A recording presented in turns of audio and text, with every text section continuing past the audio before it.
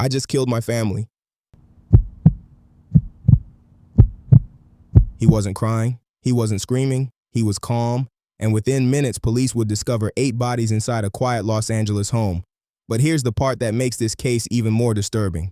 This didn't happen during a fight. It didn't happen in a moment of rage. It happened after he lost his job. A distraught man shoots and kills his 5 young children and his wife before taking his own life. And just before the suicide, the man called Eyewitness News and faxed us a letter and explained what he said drove him to this horrific crime. This video contains discussion of real-life violence and harm to children, which some viewers may find disturbing. Viewer discretion is strongly advised. This video may include images, audio, or video clips used for educational and commentary purposes under Section 107 of the U.S. Copyright Act, fair use. From the outside, everything looked ordinary. 5 children, 2 healthcare workers, a modest home in Wilmington.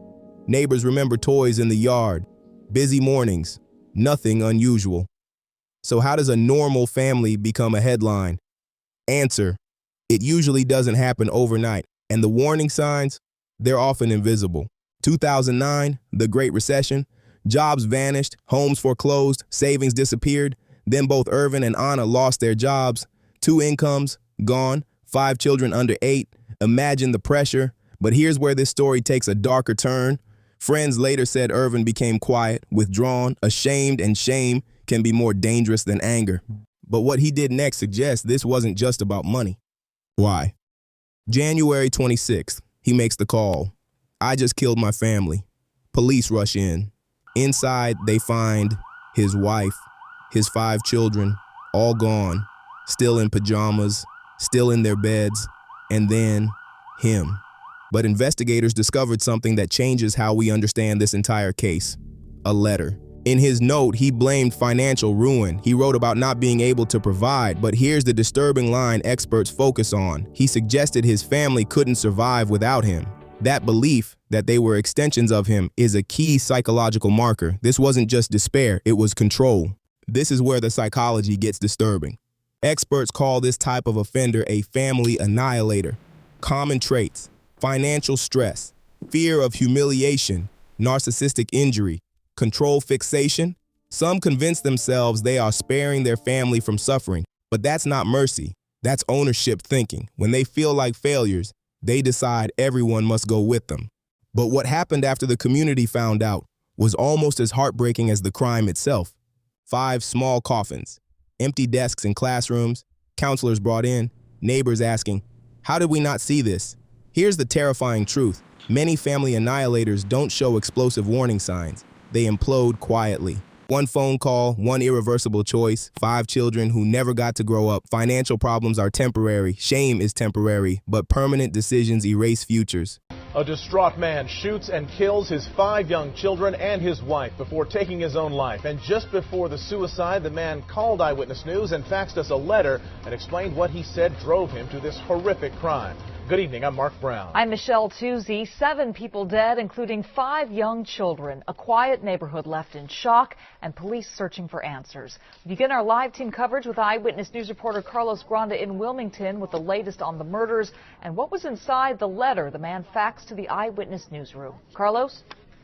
Well, Michelle, this is definitely a tragic scene here that even veteran police officers say they've never seen anything like it. The man is identified as Ervin Lupoe, and he was distraught after he and his wife were apparently fired from work.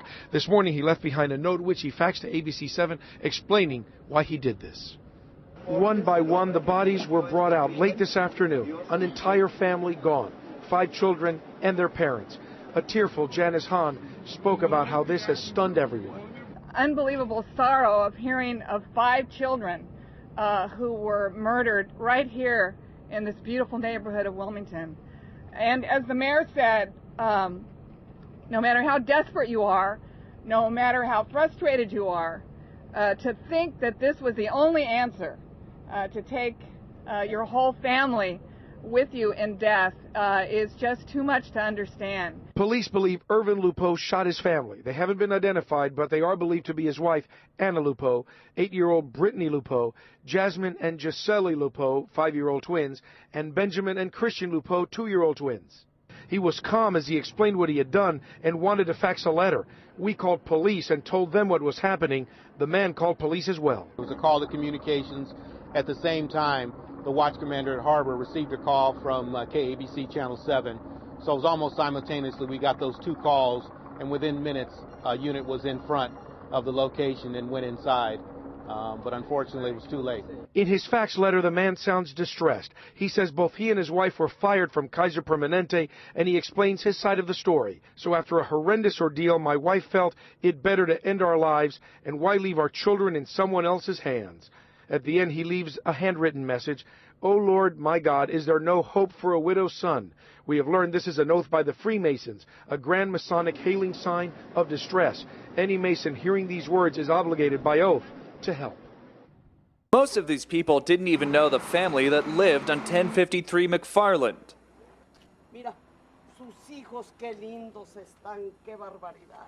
But what happened here at this house in the Los Angeles suburb of Wilmington has many in disbelief.